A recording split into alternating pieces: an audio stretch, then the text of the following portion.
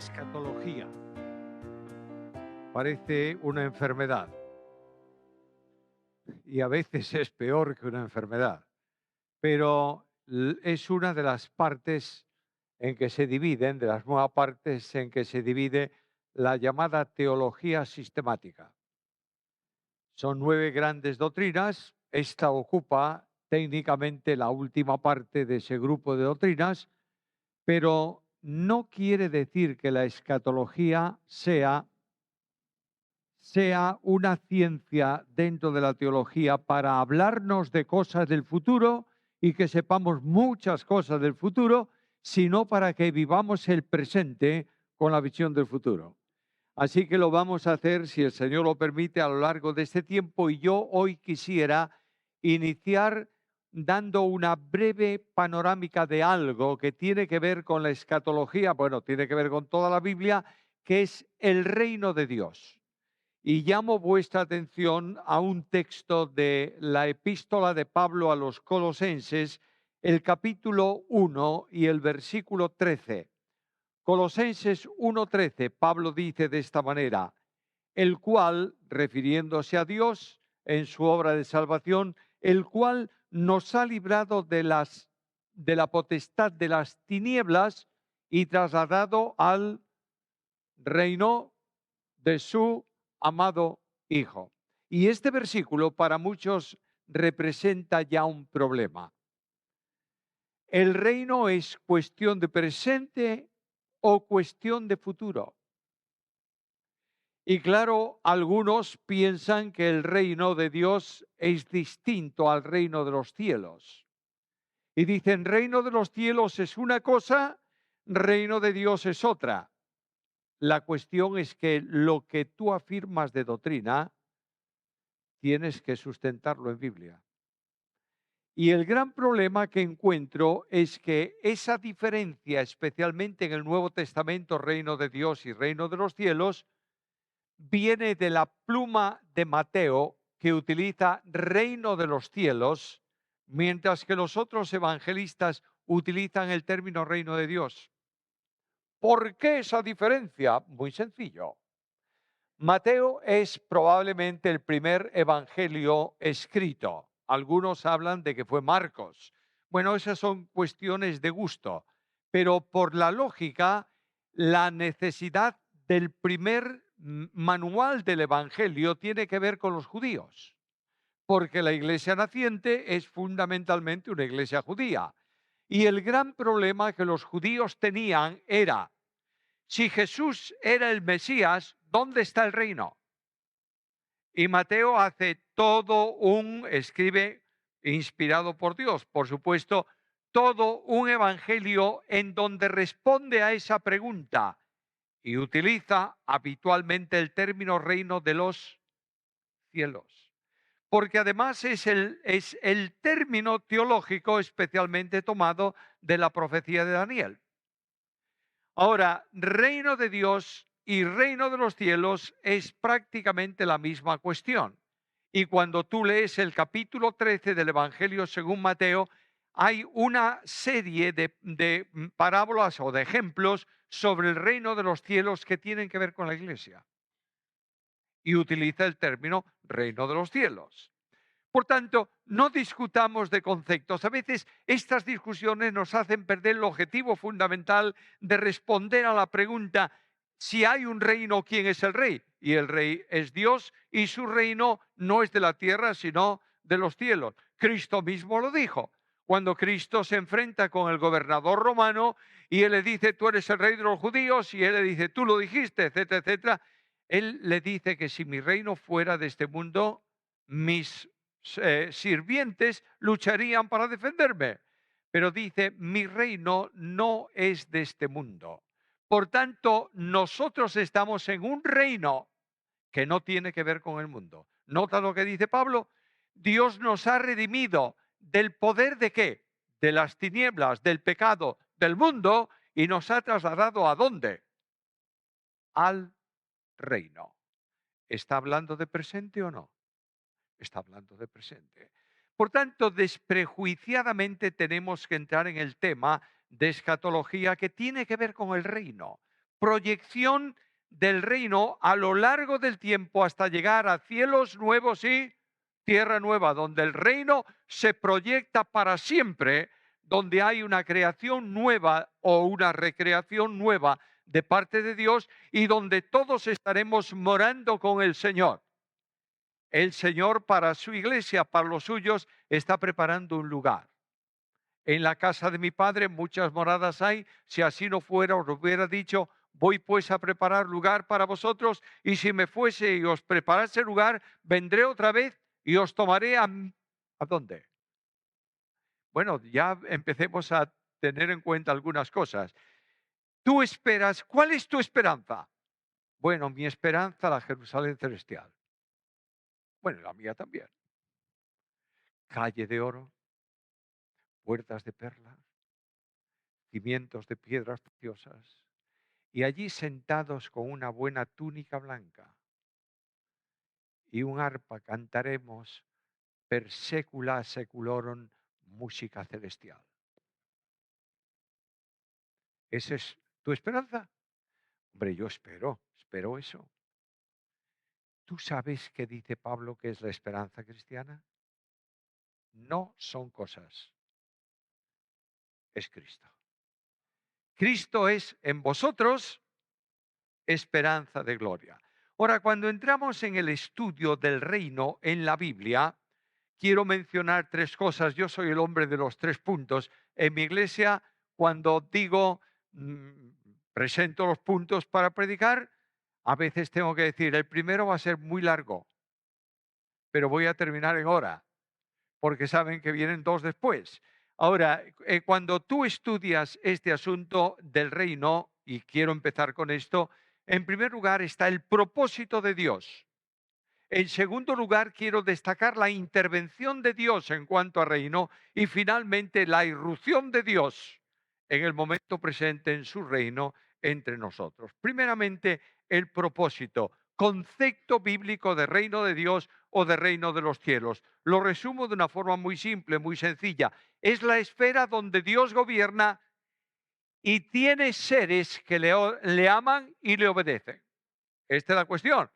Porque Dios es rey, naturalmente gobierna, naturalmente es omnipotente, por supuesto que sí, pero hay muchas cientos de miles de seres vivos que no quieren saber de él. ¿Es así? Es así. Por tanto, cuando hablamos de reino, hablamos de una esfera, mucho más que de una situación, una esfera donde Dios gobierna y es obedecido.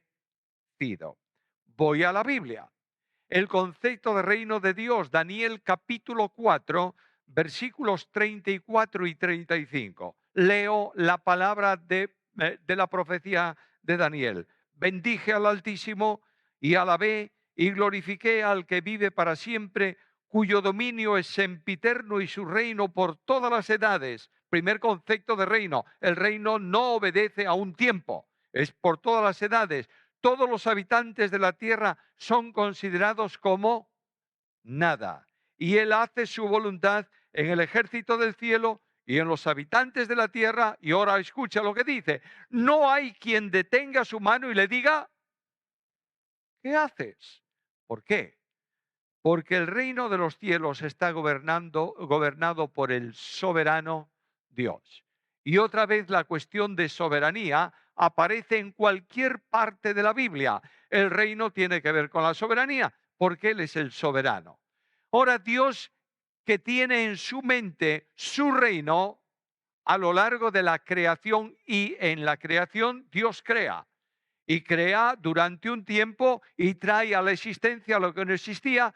Y la Biblia me dice que fue Jesucristo el Señor, el creador del cielo y de la tierra, Juan capítulo 1, versículos 3 en adelante, en quien estaba también la vida. Bueno, todos sabemos que la creación es una obra de Dios y el ser divino no es una persona. El ser divino es un ser en el que subsisten eternamente 3 personas: la persona del Padre, la persona del Hijo, la persona del Espíritu Santo. Cuando abro el programa creacional de Dios, noto que lo primero que surge en Génesis es que dijo Dios sea.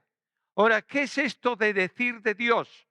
En primer lugar, la primera persona planifica la creación y determina, conforme a lo que es el pensamiento de Dios, todas las cosas, cómo van a ser y de qué manera se van a producir. Ahora, para llevar a la ejecución ese pensamiento divino, hay que expresar el pensamiento en la absoluta totalidad de lo que supone. Y esto solamente puede ser Dios que lo hace. Y es el Verbo. De ahí que Juan llame a Jesucristo el Señor el Verbo. En el principio era el Verbo. Por Él todas las cosas son hechas. Y sin Él, ¿por qué? Porque cuando dice sea, está expresando no un concepto aislado, sino la absoluta dimensión del pensamiento de Dios. El pensamiento de Dios solo lo puede expresar ¿quién? Dios. Ahora, este admirable Dios que dice sea, segunda persona de la deidad, tiene a su lado la potencialidad de la persona divina, de la tercera persona divina. El Espíritu de Dios se movía sobre la faz de las aguas, trayendo cosmos al caos. Y aquí tendríamos una discusión tremenda y problemática sobre creación, sobre días, sobre... No pierdas el tiempo. Eso es filosofía pura. Lo que tengo que ir es a la Biblia y entender que el Dios de la Biblia dice sea y ¿qué ocurre? Es. Y todo lo que no existía vino a la existencia. Ahora ya tiene Dios creada el cielo, la tierra, los ángeles le adoran y le alaban, aplauden, dice el texto hebreo, cada vez que Él hace una maravillosa y admirable obra de creación. Y de pronto Dios se reúne en un consejo trinitario y dice, hagamos al hombre. ¿Cómo? A nuestra imagen y conforme a nuestra semejanza. ¿Por qué ese plural? Bueno, porque va a haber una delegación de autoridad.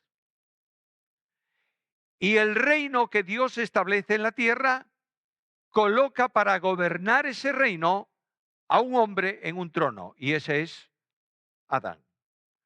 Y Dios coloca a Adán en la tierra y le dice, te voy a colocar ahí para que sojuzgues, gobiernes la tierra. Y ya está establecido el reino mediado. Dios tiene reino en el planeta Tierra, un ser inteligente que Él cree en el planeta Tierra y que le da las características propias de la vida intelectual divina. De manera que el pensamiento para que desarrolle una inteligencia creacional procede del Padre, la autoridad delegada viene del Hijo, nada puede hacer el hombre que no en relación con Dios que no sea a través del único mediador entre Dios y los hombres que es Jesucristo hombre. Y viene la facultad de potencialidad en el desarrollo de las cosas que es obra del Espíritu Santo. Por eso hay un consenso trinitario en la creación del hombre y ya está el hombre en la tierra. Pero paralelo con ese reino que Dios establece, hay un reino de oposición. ¿Sabes cuál es? Satanás, el ángel caído, aquel querubín que no quiso, no fue suficiente para él el lugar en que Dios le había colocado. Él dice en su violenta acción en contra de Dios, subiré sobre las nubes, me estableceré en el cielo y pondré un trono al lado del trono de Dios. Y entonces seré semejante al Altísimo.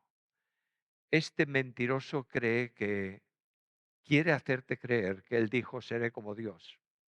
¿Lo oíste alguna vez? Pues no, Señor. Satanás es mentiroso, pero no es estúpido. Y él sabe muy bien que no puede nadie ser como Dios. ¿Puede ser Satanás omnipotente? No. ¿Omnipresente? Tampoco. Pero lo que él busca es semejanza, es decir, capacidad de gobierno. En la imagen está la condición moral y en la semejanza la capacidad gubernativa de ejercicio de autoridad. Y dice, yo quiero tener un trono al lado de Dios, en donde tenga un reino al margen de Dios, donde los ángeles me sirvan y me obedezcan y donde en la tierra yo me asiente y no sea el hombre el que reine, el que gobierna el reino de Dios sea yo. Y toda esa cuestión tiene una consecuencia inmediata en el ángel caído y en su condición delante de Dios. Dice que Dios no necesitó una sola palabra de él para saber que había pecado en el ángel. ¿Y qué hizo Dios? Sacarlo de su ministerio. Lo destituye del lugar donde está. Y él dice, el programa mío de reino ha fracasado. Dice, pero ¿dónde hay un reino? En la tierra. ¿Y hay un rey ahí? Sí. ¿Y tiene un cetro de autoridad para gobernar? Sí. ¿Y le obedece toda la creación de su entorno? Sí. Me interesa ese reino. Y viene al mundo de los hombres. ¿Y qué hace? Lucha con el hombre en tentación y le derrota. Ahora, frente a todo esto, decimos, bueno, Dios ha fallado en su propósito. Ya el reino está en manos de Satanás. ¿Está en manos de Satanás? Sí, las naciones del mundo y su gloria son suyas. ¿Se lo dijo a Jesús? Se lo dijo. Los reinos del mundo y su gloria son míos porque a mí me fueron entregados. Es decir, en la lucha, en la batalla espiritual, el hombre es derrotado. ¿Y quién gana? El que gana toma, arrebata de las manos del hombre el cetro de gobierno aquí en la tierra. Y entonces decimos, bueno, ya Dios ha habilitado un programa que no puede cumplirse, pero voy a la Biblia. Hablo en mi Biblia en Isaías capítulo 46 y leo las palabras Isaías 46, 9 y 10. Acordaos, dice Dios, de las cosas pasadas desde tiempos antiguos. Ahora escucha esto. Porque yo soy Dios y no hay otro Dios. Y nada hay semejante a mí. Y este Dios que es Dios, dice, yo anuncio lo por venir desde el principio y desde la antigüedad lo que aún no era hecho, y digo, mis planes permanecerán y haré todo lo que quiero. No hay derrota. Simplemente ha habido una confrontación entre el tentador y la criatura, y entre la criatura y Dios. Y esto viene a la experiencia de la tentación. Podéis revisar el capítulo 3 del libro de Génesis hoy. Hoy es un día fantástico. Calorcito para no salir mucho al sol por la tarde. Buena sombrita en casa para leer el capítulo 3 de Génesis y descubrir que el pecado entró en el mundo por una persona.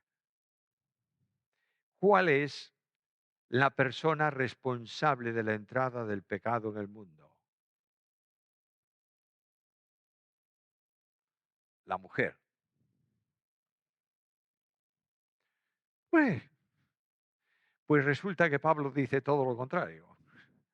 De manera que el apóstol Pablo dice, la mujer cayó siendo tentada, pero el hombre no fue tentado. Luego el responsable, como dicen los ingleses, number one del problema del pecado es el varón y no la mujer.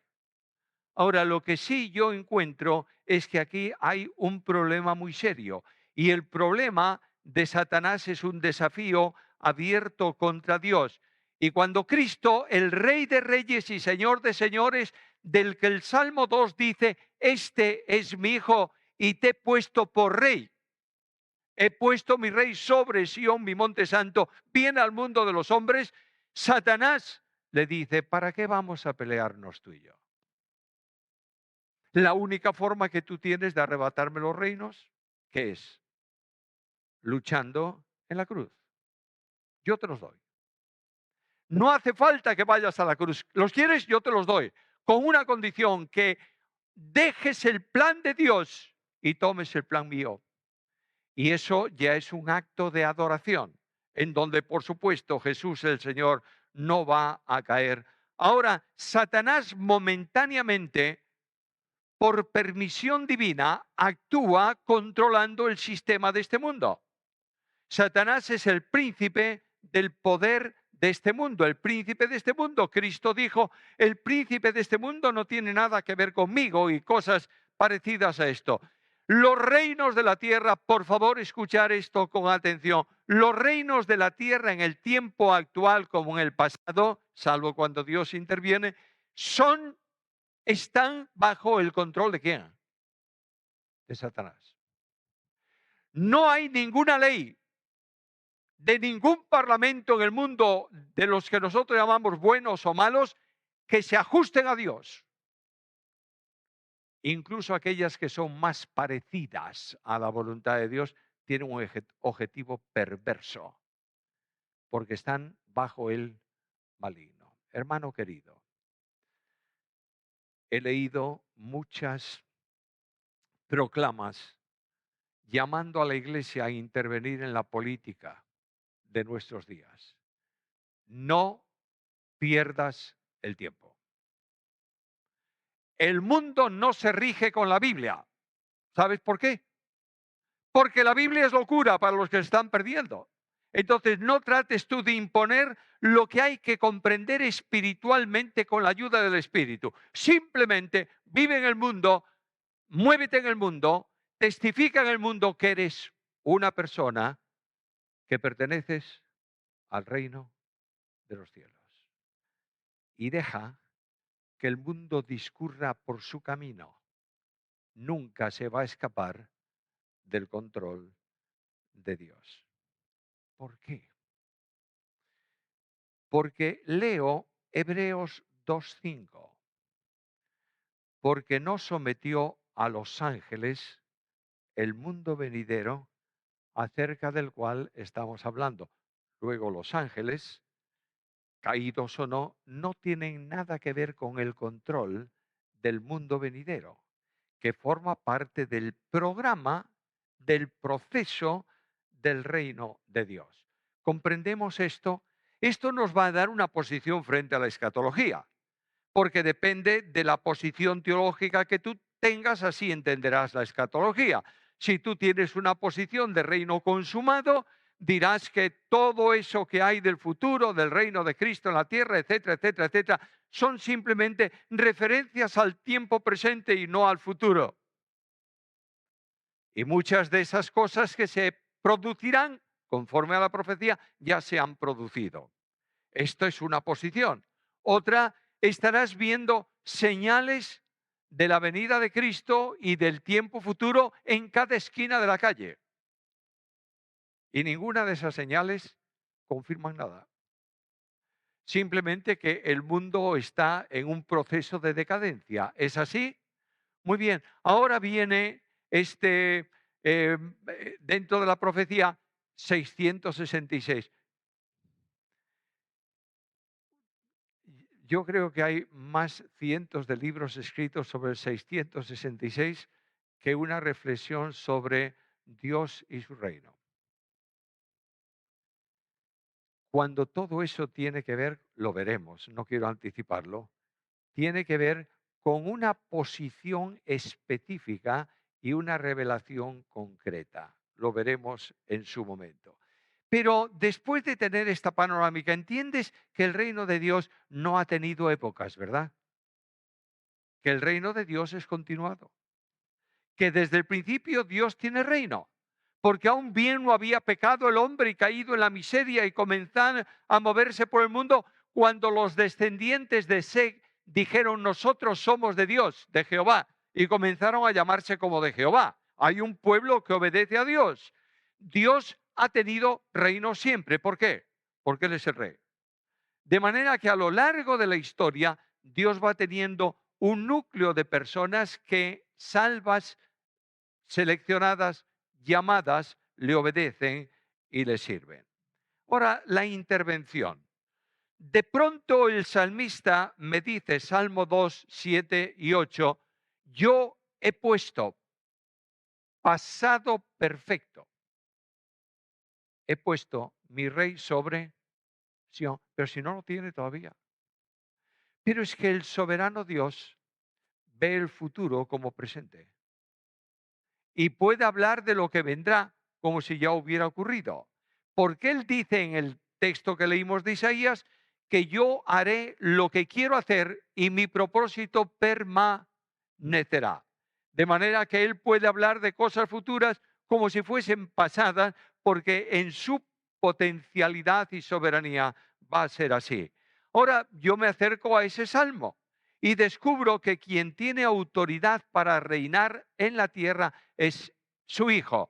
Mi hijo eres tú, también dice la Biblia, en otro lugar yo te he engendrado hoy. Y ahí estamos hablando de una relación intratrinitaria. El Padre es Padre eterno porque tiene un Hijo eterno. No sé si me podéis seguir en este pensamiento. ¿Sabéis cuántos años tengo yo de padre? Exactamente los mismos del nacimiento de mi hija mayor. Antes de eso yo no era padre.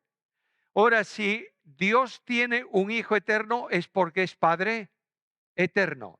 Y, y en ese sentido de engendrar del verbo, utiliza una terminología que gramaticalmente, tanto en el griego como en el castellano, es un absurdo. Mi hijo eres tú. Yo te he pasado, engendrado, ¿cuándo? Tú no puedes construir una frase con un pasado y un presente al mismo tiempo. O es pasado o es presente. Es que en Dios el engendrar del Hijo no termina. Es un engendrar permanente. A ver si puedo explicar esto un poquito, porque yo sé que es complicado, pero voy a intentar bajarme. Un padre humano, el engendrar de un padre humano es un engendrar que se llama transeúnte. ¿Sabes por qué? Porque una vez engendrado un hijo, ¿puede engendrar otro o no? Sí. ¿Y luego otro? Claro. Entonces, la acción de engendrar termina en el instante en que es engendrado. ¿No es esto? Bien. La acción de engendrar del verbo no termina. Por tanto, existe la imposibilidad de que el padre engendre otro hijo. ¿Me estáis siguiendo? Es mi hijo único. Yo te he engendrado hoy. Por eso cuando el verbo está en la tierra como hombre, hablando de su posición, dice, está en el seno de él, y el seno es justamente el lugar de donde procede, hablando en el lenguaje humano, el engendrar de los padres a los hijos. Quiere decir esto, que este Hijo de Dios engendrado eternamente, que es su Hijo unigénito, Dios ha determinado, Él es el Rey. Y esto no tiene vuelta de hoja. Dios actúa entonces para que el programa en donde su Hijo sea el Rey de Reyes y el Señor de Señores se cumpla, se ejecute. Por esa razón, el cumplimiento profético es minucioso. Y Dios dice, las cosas que yo anuncio por los profetas, yo las ejecuto después. De manera que la profecía es una profecía no solo digna de ser oída, sino realizada para el cumplimiento absoluto. Leo un par de textos. Eh, Isaías 48:13 dice, mi mano fundó también la tierra y mi mano derecha extendió los cielos. Al llamarlos yo, comparecen todos a una. ¿Por qué? Porque yo los llamo y porque soy el soberano. El movimiento de las naciones exactamente igual. Isaías capítulo 40, versículos 23 y 24. Él convierte en nada a los poderosos y reduce a la nada a los que gobiernan la tierra. Apenas han sido plantados, apenas han sido sembrados, apenas su tallo ha echado raíz en la tierra, cuando soplen ellos y se secan, y el torbellino los lleva como hojarasca. Es decir, no hay ningún gobierno en la tierra estable, y mucho menos cuando este gobierno tiene que ver con un programa contrario ¿a qué? Al reino de Dios. Ahora, la profecía de Dios es muy clara en cuanto al programa del reino. Ahí tienes a Daniel. Daniel está enormemente preocupado porque él ha leído, él sabe que hay unos años en donde Israel estaría en el destierro, pero por fin vendría y todo esto preocupa a Daniel de una forma tremenda y Dios conoce que está muy inquieto y le dice, mira Daniel, 70 semanas están dadas sobre tu pueblo Israel. La primera semana se cumplirá, comenzará, arrancará con un decreto, el decreto de Artajerjes, la reconstrucción de la ciudad y del muro. De manera que en ese instante, cuando el emperador más grande de la tierra entonces autorice la reconstrucción de la ciudad, en ese momento arranca el primer instante de las 70 semanas de Daniel. Y va a correr a lo largo del tiempo y la semana 69 terminará con la entrada del Mesías príncipe en Jerusalén. Y Daniel mira al cielo y dice, ¿y cómo es esto? Porque yo estoy viviendo en el imperio más grande del mundo. No hay nadie que pueda levantarse, nadie que pueda soñar en sustituir al imperio babilónico, ¿verdad? Y Dios le dice, mira, en esa imagen, la cabeza de oro, etcétera, etcétera. Capítulo 2 y capítulo 7 de Daniel, podéis leerlo también con calma. Hoy domingo hay mucha lectura, pero podéis verlo con calma en casa. Y le dice, ¿sabes una cosa, Daniel? Es que después de este imperio babilónico va a surgir otro, el imperio medo-persa. Imperio medo-persa. Pero ¿cómo es posible que me hables de dos conjuntos de naciones pequeñas, poco organizadas, los medos y los persas, que van a sustituir el imperio babilónico? Eso no es posible, señor. Daniel, es posible porque ese imperio llegará un momento, el babilónico, que tendrá que dejar de existir para continuar mi programa del reino, el medo persa. Y terminado el medo persa, ¿quién va a venir, Daniel? Pues no lo sé, señor. El greco macedónico. ¿Qué es eso de greco macedónico? Ni siquiera está presente en este tiempo. Bueno, toma nota de esto y sigue adelante. ¿Y después qué, señor? Bueno, después va a venir otro imperio, el imperio romano. ¿Dónde está hoy el imperio babilónico? No existe, terminó. ¿Y el medo persa? Tampoco. ¿Y el greco macedónico? Tampoco. ¿Y el romano? Bueno, bueno. El romano es el único imperio que no desapareció. El imperio romano se dividió en dos, imperio de Oriente y el imperio de Occidente.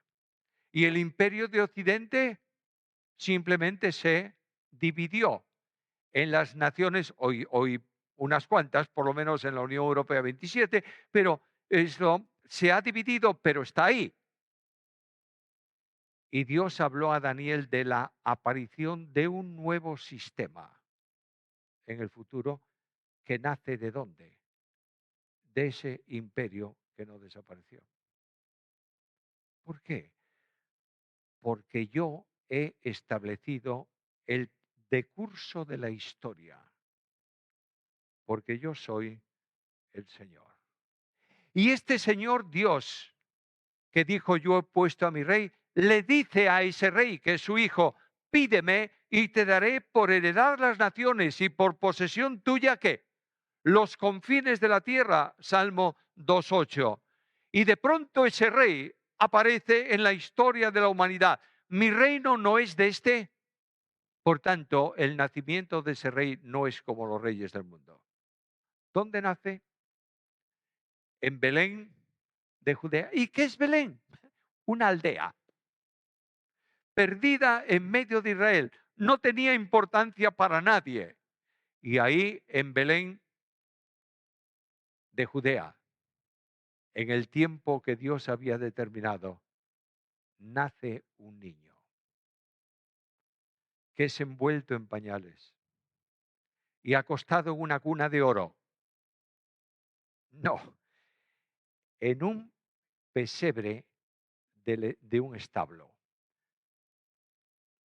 ¿Lloraba ese niño? Supongo que sí. Naturalmente, como todos los niños. ¿Tenía hambre? Claro. ¿Fue alimentado? Por supuesto que fue alimentado. Y en aquella noche en donde nadie esperaba, Dios, el Rey, irrumpe en su reino. ¿Me sigues?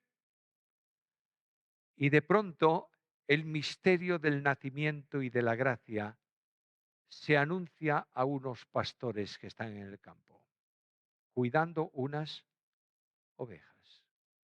Y vienen a buscarlo y a verlo. Y le traen sus regalitos, ¿verdad? No, no, eso es leyenda humana. Lo único que dice la Biblia es que vinieron a verlo. Y le adoraron, ¿verdad? Pues tampoco. La Biblia dice que simplemente verificaron que era así y salieron y dieron las buenas nuevas. Pues oye, se cumplió lo que los ángeles... La primera adoración bíblica registrada delante del rey no es de judíos, es de gentiles. ¿Quiénes son los primeros que adoran a Cristo? Los magos. De manera que vienen y le adoran. Qué cosa más extraña, es que este Dios es muy raro, ¿eh? Primero permite que su hijo, el rey de reyes, nazca en una aldea perdida en un pesebre. Porque, bueno, es que naturalmente nació ahí porque el posadero era un hombre de mala conciencia. ¿Cómo nos gusta golpear a la gente? El pobre del posadero, yo creo que se le pusieron los pelos blancos ante aquello que estaba ocurriendo. Ahí viene una pareja, llaman a la puerta de la posada, aquello no es el Hilton, es una casita de aldea donde hay una sala un poco grande en donde duermen los viajeros que no pueden acudir a otro lado de noche, en una esterilla en el suelo, y resulta que está ocurriendo un censo, hay gente de afuera y aquella aldea está... A ver, ¿dónde pongo estos? Bueno, voy a darle un lugar tranquilo donde nadie les moleste.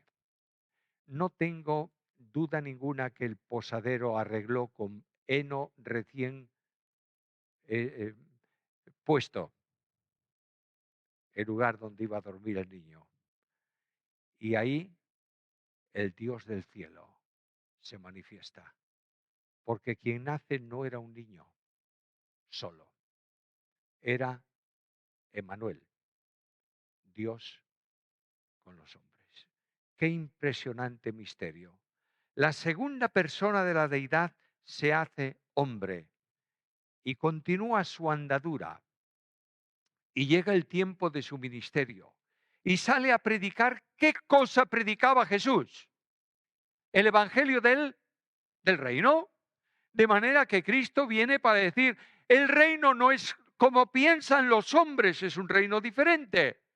Es la manifestación de la gracia de Dios que llama a las personas a un encuentro con el Salvador. Y llega a la andadura de Cristo y termina la andadura ¿dónde? En una cruz. ¿Y qué ocurre en esa cruz? Parece que eso es la miseria y la ruina y el desastre de la obra de Dios. El enviado de Dios muere en una cruz. Escucha la Biblia. Colosenses capítulo 2, versículo 15.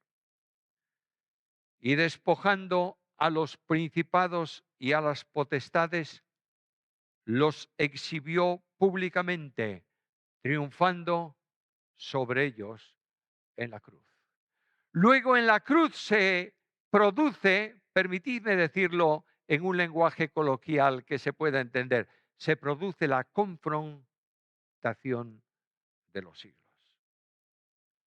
Y aquel que tenía el cetro de los del reino del mundo, porque le había sido entregado, le es arrebatado ¿por quién? Por Cristo en la cruz. Y esos principados y potestades están derrotados eternamente. Me asombra ver cuántos salen a pelear con Satanás en las iglesias. Luchemos contra los demonios, pisemos la cabeza. Pero si Dios no te manda a luchar contra nadie, y mucho menos contra los demonios. Los demonios están derrotados. Y tú que has creído en Cristo estás puesto en un terreno de victoria para resistir, no para pelear. Es lo mismo que si yo digo ahora, Señor, me pongo a orar, Señor, que tengamos buena luz aquí en el local, y Él me dice, este hombre está un poco mal de la cabeza. Ya tenemos luz suficiente para que pida más luz.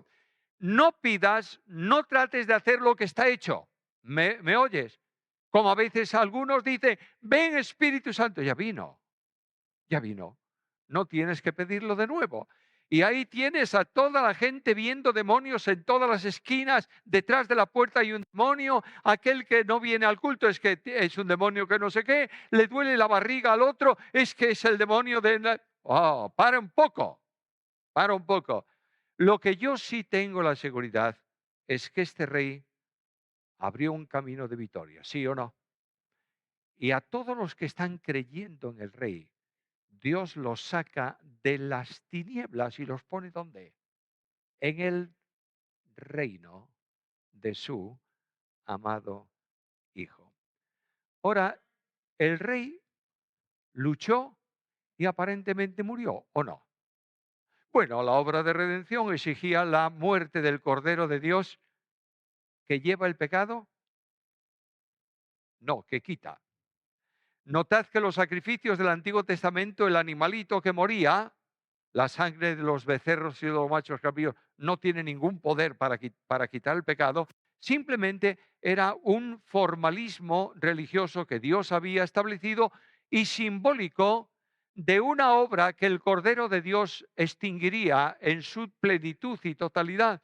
De modo que aquel animal, las manos del sumo sacerdote encima, etcétera, etcétera, etcétera, se identificaba el pecado del pueblo, se le colocaba encima al animal y él moría. Y Dios pasaba por alto en su paciencia, ¿qué? Los pecados pasados. Pero ese cordero, esos corderos no quitaban, llevaban. Por tanto, cada año había que repetir el sacrificio, ¿o no? ¿Algún israelita sentía que su conciencia de pecado había desaparecido por un sacrificio de animales? No, volvía a acusarle porque era un pecador. Y de pronto el Cordero de Dios irrumpe, no solamente es el Rey, irrumpe también el Salvador. Y este Salvador es cargado con el pecado. Y cuando sube a la cruz es el portador del pecado. Y Dios descarga sobre él lo que la justicia de Dios demandaba por el pecado. La paga del pecado es la muerte.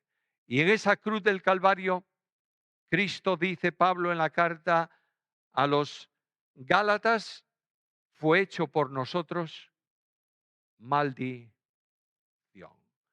Porque está escrito, maldito todo aquel que es cargado, colgado en un madero. Y el castigo de nuestra paz, dice Isaías, fue puesto sobre él.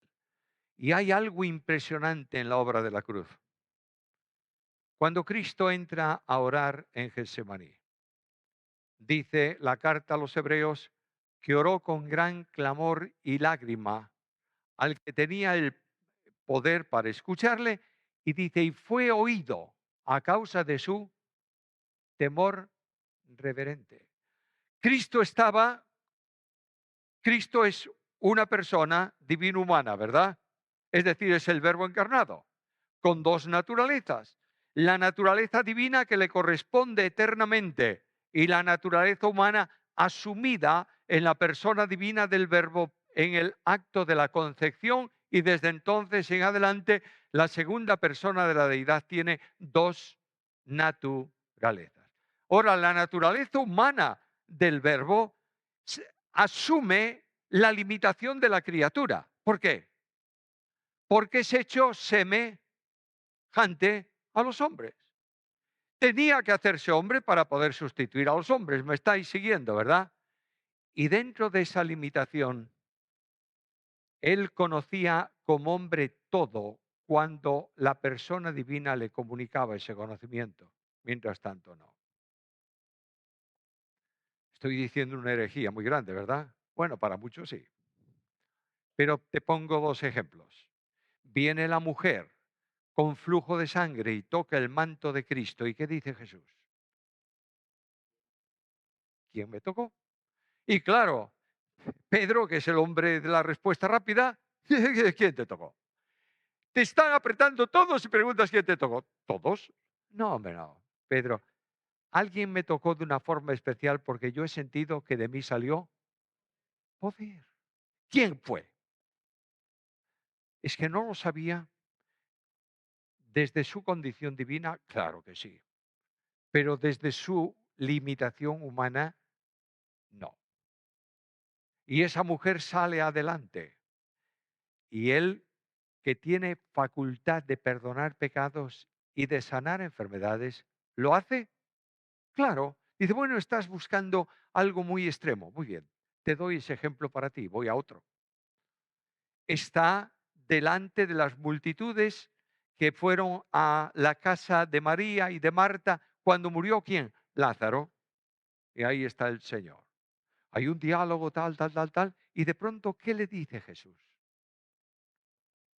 ¿Dónde le habéis puesto? ¿Está preguntando o no? Naturalmente. Él como hombre es igual que nosotros, salvo en el pecado, por supuesto, ¿eh? Y en la relación con Dios. Nosotros somos hijos de Dios en el Hijo. Él es el unigénito del Padre. ¿Me seguís la diferencia? Pero ahí tienes al Señor. Y este admirable Señor es manifestado como Dios ante los ojos de los hombres por la resurrección de entre los muertos. Escucha a Pablo. Vosotros también, nosotros también os anunciamos el evangelio de aquella promesa hecha a nuestros padres, la cual Dios ha cumplido a los hijos de ellos y a nosotros resucitando a Jesús, como está escrito también en el Salmo segundo, mi hijo eres tú, yo te he engendrado hoy. Y en cuanto a que le levantó de los muertos para nunca más volver a corrupción, lo dijo así, os daré las misericordias fieles de David. ¿Sabes lo que está diciendo Pablo? Es evidente que Jesús, el hombre despreciado, es el Rey de Reyes y el Señor de Señores. ¿Crees eso? ¿Crees que Cristo es el Rey de Reyes y el Señor de Señores? La historia está regida por Él. Los acontecimientos actuales están todos orientados, ¿sabes a qué? A la formación real y literal del reino de Cristo en la tierra. Y este Dios de dioses y Señor de señores vendrá en un futuro a reinar, ¿a pesar de qué? De que todas las naciones de la tierra se levantarán contra el Señor y contra su ungido, diciendo, rompamos de nosotros sus cuerdas y echemos sus coyuntas. Y el que mora en los cielos, ¿qué? Se reirá. Y el Señor se burlará de ellos. Aquí tienes todas las naciones del mundo atentando contra Dios. Ahí tienes en el tiempo presente preparándose esa gran revolución contra Dios. Ahí tienes a las naciones del mundo desafiando con el puño levantado a Dios y diciendo, tú dices blanco, nosotros decimos negro. Y aquí mandamos nosotros. Y el que está en los cielos está muy preocupado, ¿eh? Muy preocupado. Se ríe. Déjame poner una ilustración de esto. Me gusta poner ilustraciones para que se entienda lo que quiero decir. Supongo que en Dominicana, como en todo el mundo, si vais en verano, bueno, yo no sé cuánto es verano aquí, pero si vais en Dominicana al campo, notaréis que a veces hay, ¿no? ¿Lo visteis alguna vez? Una especie de caminito estrechito en medio de la hierba. ¿Sabéis quién pasa por ese caminito? Las hormigas. En primavera, en Galicia, en verano, es muy típico verlo. De modo que ahí tienes el caminito de hormigas y yo voy un día por el campo paseando y hay el caminito de hormigas y voy a pasar. E imagínate, suponte que la hormiga reina me dice, pare usted.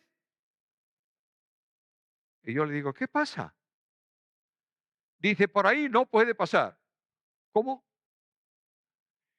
¿Y por qué no puede pasar? ¿Por qué no? Porque si usted se atreve a pasar, voy a traer todas mis hormigas y se lo voy a impedir.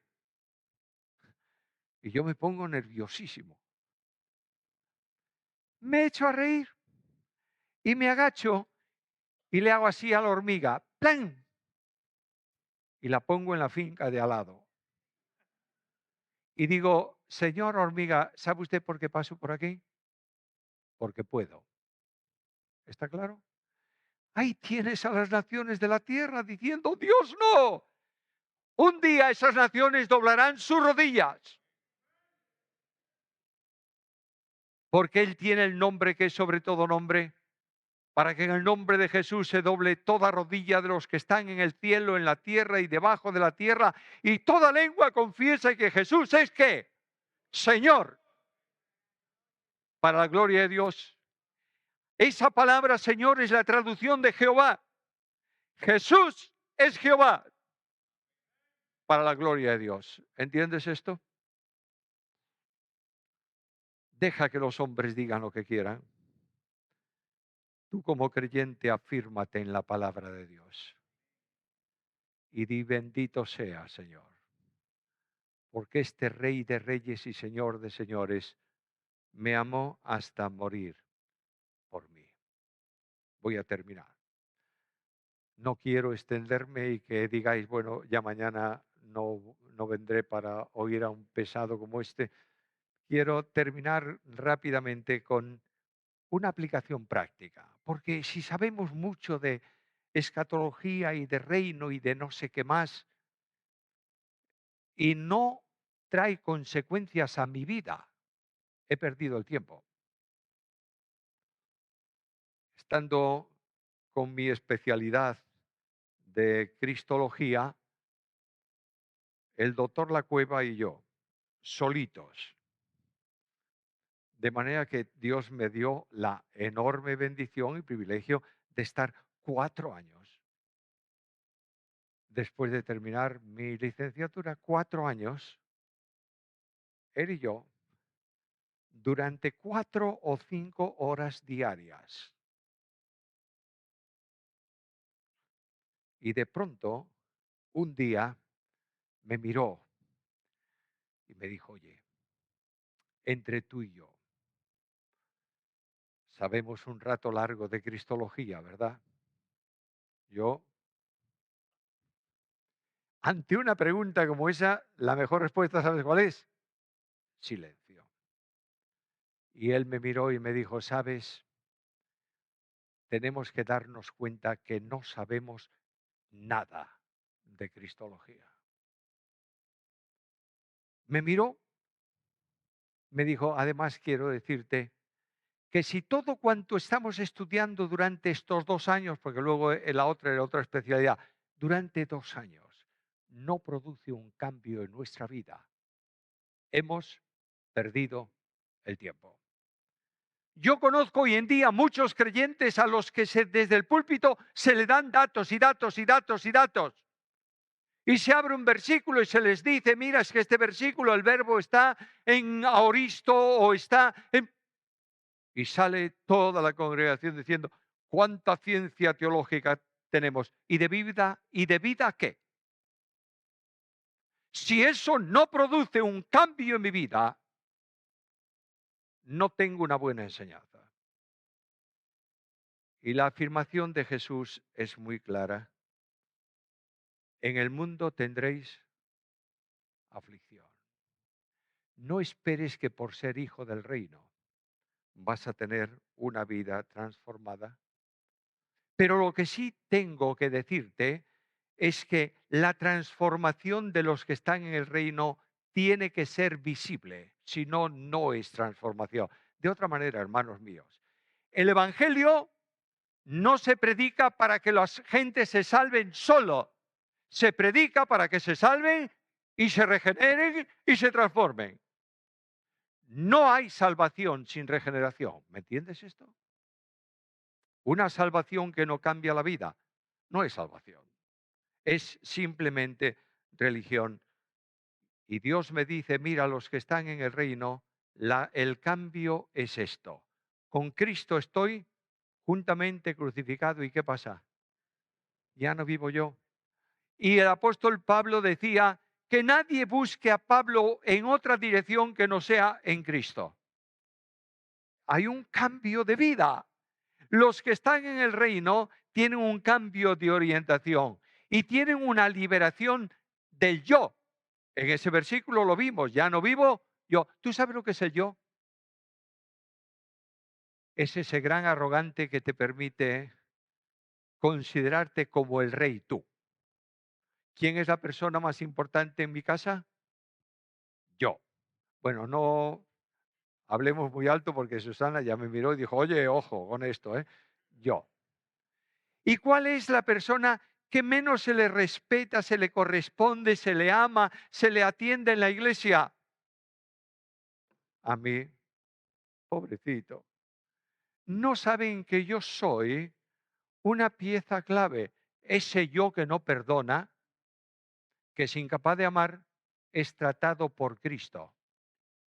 Dios lo clava en la cruz para que el yo de Cristo sea tu yo de ahí en adelante y puedas decir, ya no vivo yo, es Cristo el que vive en mí. Y tengo otro problema que afecta mucho a los que no están en el reino, que es la carne. Y voy a Gálatas capítulo 5, versículo 24, y me dice la Biblia que los que son de Cristo han crucificado la carne con sus pasiones. Por tanto, esa carne que está golpeándome permanentemente y me atrae y me seduce y me lleva y me hace caer, ha sido tratada por el poder del Rey en la cruz del Calvario. ¿Entiendes esto?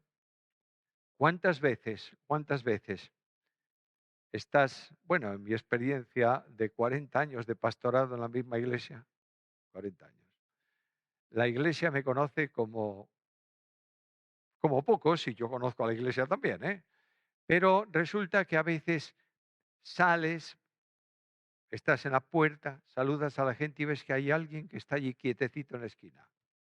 Y cuando ya no hay gente, viene y te dice, pastor, tengo algo que decirle. ¡Fu!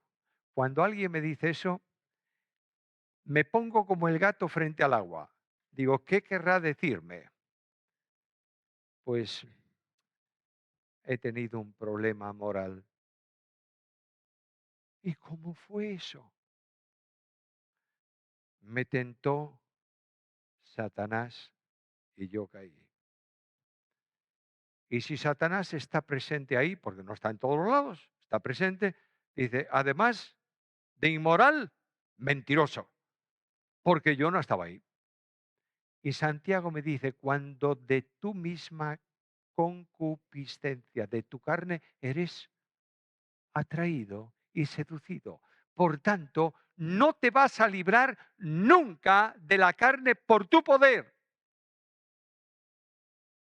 Andad en el Espíritu y no satisfagáis las obras de la carne. Qué bendición. Dios proveyó para la carne y Dios me libera también del poder del mundo. Lejos esté de mí gloriarme, sino en la cruz de nuestro Señor Jesucristo, por quien el mundo me es crucificado a mí y yo al mundo. Y ahora estoy ya en una experiencia nueva en el reino. Y esa experiencia es la vida real, no de religión. Basta de religión, no de religión. La vida real en el reino. Porque el reino de los cielos no consiste en comida ni bebida, sino en qué? En justicia, paz y gozo en el Espíritu Santo. Justicia. La vida de justicia no es la vida de justicia para salvación. Es la justicia que hace que el hombre de Dios camine en un camino justo. Me guiarás por sendas de justicia, por amor de tu nombre. Es una vida de testimonio ante el mundo que no pueden señalarte. Bueno, todos tenemos nuestras faltas. El único santo que no tiene ninguna falta es esas imágenes de piedra que están en las iglesias. Porque son de piedra, no tienen falta ninguna. Pero lo que quiero decirte es que todos los creyentes tenemos nuestras faltas. Y el apóstol Pablo decía, no lo he alcanzado, pero prosigo. De manera que en lo que nosotros podemos, la vida en el reino, es una vida de justicia delante de los hombres y delante de Dios. Una vida de gozo. El gozo es uno de los aspectos del fruto del Espíritu, ¿verdad? La tormenta está fuera. El gozo está dentro. En medio de las lágrimas, nadie puede quitar el gozo de los que están en el reino y se manifiesta en todas las circunstancias y en medio de todos los conflictos. Y dice Pablo que en el reino hay paz. Y la paz es el cúmulo de todas las bendiciones de Dios y la certeza de su presencia. Y yo siento paz, ¿sabes cuándo? Cuando en medio del conflicto de mi vida, y he pasado por muchos, cuando en medio de las circunstancias más adversas, donde hay una pregunta que no tiene respuesta, ¿por qué, Señor? En medio de esas situaciones tremendas, yo leo esto. El que no escatimonia a su propio Hijo, sino que lo entregó por todos nosotros, ¿qué más? ¿Cómo no nos dará con él qué? Todas las cosas. Y la paz viene a la experiencia del alma cristiana. ¿Quieres otro texto? Por lo cual estoy seguro que ni la vida, ni la muerte, ni ángeles, ni principados, ni potestades, ni lo presente, ni lo porvenir, ni lo alto, ni lo profundo, ni ninguna cosa creada nos podrá apartar o separar del amor de Dios que es en Cristo Jesús, Señor nuestro. Y yo sé, por experiencia personal, quiero dejar este testimonio delante de vosotros. Cuando todo se desmorona, sientes la mano admirable de Dios que te dice, yo estoy contigo. Hay una experiencia en mi vida, en la vida de Susana también, y es cuando el Señor, de una forma muy especial, llevó a mi esposa a su presencia. Cuando no era lógico que así ocurriera. Y yo quedé con una pregunta que no tiene respuesta. ¿Por qué, Señor? Y hay dos experiencias muy marcadas en mi vida en ese tiempo. Una noche yo desperté, víspera de domingo. Bueno, no sé si dormí, pero desperté. Y dije al Señor, Señor, nunca más voy a predicar del versículo, todo lo que pidáis al Padre en mi nombre, os lo daré. Te he pedido, no me has dado. Tampoco puedo predicar más de aquel versículo que dice, cuando dos se pongan de acuerdo, de lo que convengan, Dios responderá. No es cierto. Y en medio de esa tremenda tensión, el Espíritu me recordó un texto bíblico. Dios no habla más que por la Biblia, ¿está claro? A mí esa historia de que Dios me dijo no sé qué y no está en la Biblia, no lo creo. Dios me condujo a un texto bíblico y me dijo, tú orabas para que no tuviera problemas. Sí, allí no hay llanto. ¿Estabas pidiendo por la enfermedad? Sí, allí no hay dolor. Estabas pidiendo por la liberación de algo específico que a ella le hacía angustiarse tremendamente en los últimos momentos de su vida. Sí, allí no hay llanto, clamor. ¿Y algo más? No hay muerte. Tú me pediste por algo, yo te he contestado mucho más de lo que tú pediste. Y automáticamente en medio de las lágrimas sientes una profunda paz. Es la paz de los que viven en el reino, la gloriosa esperanza de un futuro con el Rey, estando para siempre con Jesús.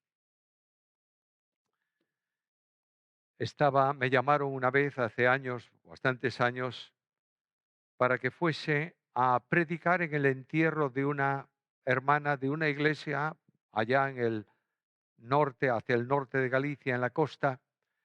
Esta mujer, una mujer ejemplar, una vida ejemplar, su marido también, su esposo el año anterior, marinero de profesión. Un temporal hundió el barco y él murió.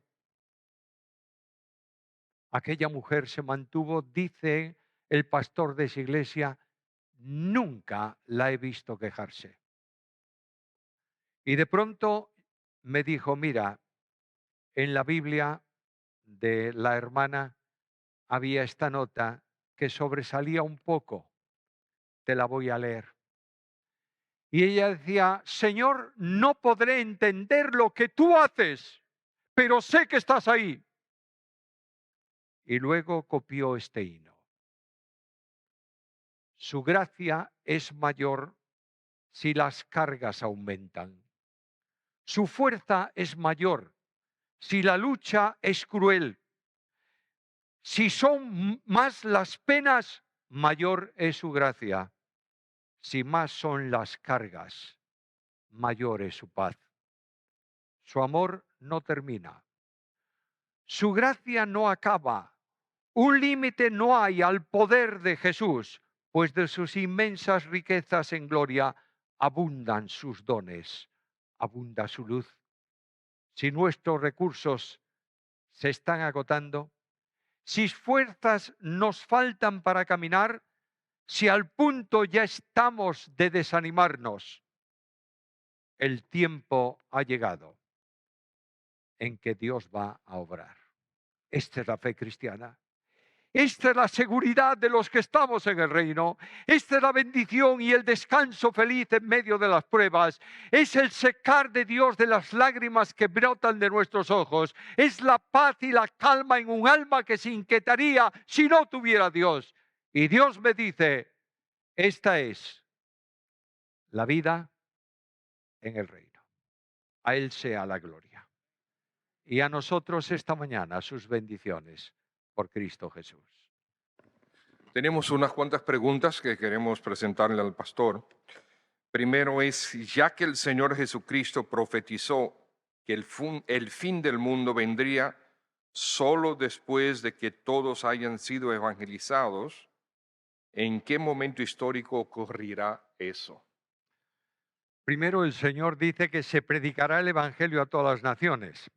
Y ese texto tiene que ver específicamente con el tiempo de la última semana de la tribulación, en donde 140.000 señalados, escogidos por Dios, tendrán un ministerio, predicar el Evangelio. Y todo el mundo oirá el Evangelio. Y por si alguien dice Apocalipsis no lo ha oído, describe Juan una visión de un ángel que tiene un pie en el mar y un pie en la tierra y tiene en sus manos el Evangelio eterno para predicar a las naciones. De modo que será en ese tiempo final donde el Evangelio será anunciado a todo el mundo. ¿Qué es la escatología cristológica? Bueno, todo es cristológico en la Biblia. No hay nada que no sea cristológico. Lo que es soberanía tiene que ver con Cristo, lo que es salvación tiene que ver con Cristo, lo que es edificación tiene que ver con Cristo. Cristología o escatología cristológica tiene que ver con el estudio de la escatología en torno a Cristo. Y es que no se puede estudiar escatología ausente de Cristo. Muy bien, gracias. ¿En qué momento de la creación Satanás fue desterrado del cielo? Dios- ¿Por qué Dios no se le advirtió a Adán sobre Satanás? Bueno, primero, ¿en qué momento fue desterrado del cielo? La Biblia dice cuando fue hallado pecado en él.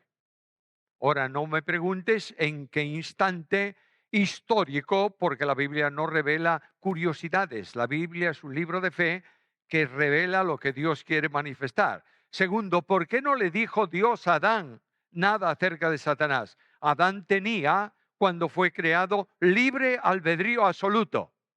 Por tanto, Adán tenía elemento no condicionante o sin condiciones para aceptar una cosa o la otra. Aceptó lo que no debía. Desde entonces su libre albedrío queda convertido en un libre arbitrio por una razón. Porque vio Dios en el corazón del hombre que era continuamente el mal. Em, si debemos seguir la voluntad de Dios, ¿cómo sabes que es de Él? Bueno, ¿quieres un texto que te dice cuál es la voluntad de Dios? La voluntad de Dios es vuestra santificación, ya está, ya lo conoces. Ahora, si Dios va a mostrar su voluntad en tu vida, por ejemplo, enviándote de misionero al centro del Amazonas. Bueno, yo quiero ir. Momento, vamos a saber si es de Dios. Te tiene que dar una carga, te tiene que dar una provisión de fe para esa obra y tiene que hacerlo sentir a los líderes de la iglesia local. Yo tenía un chico en la iglesia, joven en la iglesia en Vigo, que un día me dijo, yo quiero ser pastor ¿de qué? Es que el Señor me está diciendo esto. Qué curioso, le dije. Te lo habrá dicho a ti, yo aún no lo he oído. Por tanto, tenemos que entender que la voluntad de Dios para ciertas actividades en la iglesia la manifiesta la carga del Espíritu y lo hace conocer a los líderes de la congregación. Pablo y Bernabé fueron encomendados a la obra y no dice que el llamado fue directamente a ellos, sino que llamó a quién, a los líderes de aquella congregación. Amén. En la conceptualización del reino de Dios, ¿qué papel juega la iglesia y qué papel juega Israel? ¿Por qué resulta importante distinguirlos? Primero, de la misma manera que las doctrinas se separan y se entienden por filosofía, no por teología. Así también conceptos del reino son posiciones filosóficas de reflexión. Israel ha sido el pueblo de Dios que durante un tiempo largo de la historia recibió la revelación de Dios, la custodia de la palabra y mil cosas por el estilo. Y era el pueblo de Dios. En el tiempo presente no hay pueblo, hay un hombre. Dice Pablo en Efesios que de los dos, judíos y gentiles, hizo un solo y nuevo hombre, no nuevo pueblo, ¿eh? Por tanto, los dos tienen su posición en la historia, su tiempo en la historia, y la escatología futura tiene que ver también con cumplimientos pendientes a Israel, pero no hay una escisión en cuanto a salvación. Y los dos salvos por gracia, sea quien sea, ya no hay judío ni gentil, dice Pablo, no hay hombre ni mujer, los salvos por gracia vienen hoy a la formación de un nuevo cuerpo en Cristo cuya cabeza es el Señor. Muy bien.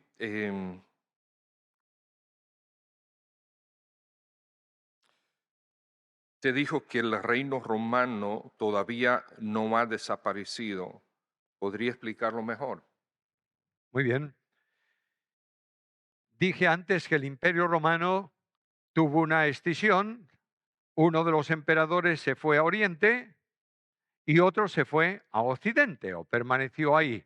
Ese gobierno, ese imperio occidental, se desmembró poco a poco. Hubo el Sacro Imperio Romano Germánico, una gran nación, y otras más pequeñas, y de ahí fueron extinguiéndose, y ahí apareció lo que hoy es Francia, lo que es Alemania, que viene del Sacro Imperio, España, Portugal, etcétera, etcétera. ¿Qué es eso? Son reinos, son provincias segregadas ¿de qué? Del único imperio romano. Hace poco tiempo, relativamente poco tiempo, después de la Segunda Guerra Mundial, ha comenzado algo que es sorprendente. Y es que en Europa, derruida, destruida, arruinada, había gente que tenía tecnología para el hierro, para fabricar máquinas, y otro tecnología para ¿cómo se llama? La energía. Y se creó el grupo del carbón y del acero. Y poco tiempo después eso pasó a ser el grupo de la comunidad económica. Y después de eso desapareció económica y se llama Comunidad Europea. ¿Sabéis cuál es la bandera de la Comunidad Europea? Una bandera azul con ¿cuántas estrellas doradas? 12. ¿Y quién inventó eso? 12 es el número del reino.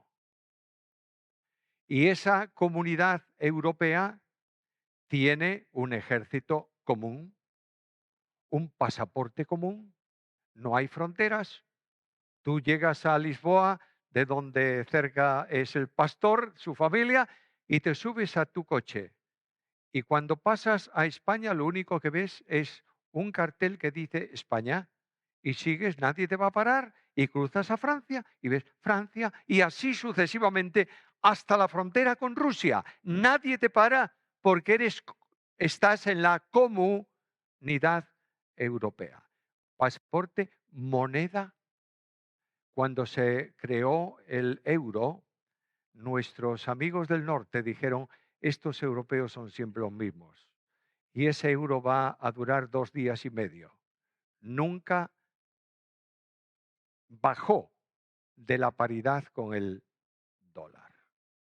Bueno, todas estas cosas pone de manifiesto que lo que se llama mundo occidental es un conjunto de países que formarán el reino, uno de los 4 conjuntos político-militares de los tiempos finales. Por tanto, ahí tenemos toda una panorámica y una posición de hermenéutica bíblica. Gracias. Gracias, pastor. Vamos a, vamos a terminar aquí esta segunda sesión. Recuerden que mañana a las 7:30 de la noche tenemos la próxima sesión. Mañana lunes y después martes, miércoles y jueves todos. Por cierto, el miércoles habíamos anunciado que íbamos a trasladarnos a la iglesia de convertidos a Cristo. Ya no va a ser así. Todas las sesiones van a ser aquí. La iglesia de convertidos a Cristo se trasladará acá. Bien, vamos a orar y recuerden que tenemos ahora un almuerzo. Hay un costo naturalmente de 250 pesos por persona. No sé cuál es la logística del cobro. Dígame. Ok, hay alguien que está cobrando, sí. Y después va a haber 2 filas, ok. Va a haber 2 estaciones, las dos tienen exactamente lo mismo. Muy bien, entonces vamos a orar. Padre, en el nombre de nuestro Señor Jesús, gracias por darnos luz sobre el reino. Sabemos que todo lo que se nos ha enseñado en esta mañana ha sido simplificado, pero te damos gracias por la luz que has traído a nosotros. Ciertamente tú tienes un reino, tú tienes una voluntad, tú tienes un plan y lo estás llevando a cabo a pesar del hombre y tú tienes absoluto control de todo lo que está sucediendo. Tu voluntad es hecha, será hecha siempre. Y te damos gracias, oh Dios, por habernos evidenciado, revelado esas verdades en tu palabra. Gracias también por los alimentos que tú has provisto. Gracias por las hermanas, los hermanos que han trabajado arduamente para que todo lo que hemos tenido y estamos teniendo esta mañana se haya hecho. En el nombre de nuestro Señor Jesucristo, gracias, buen Padre. Amén.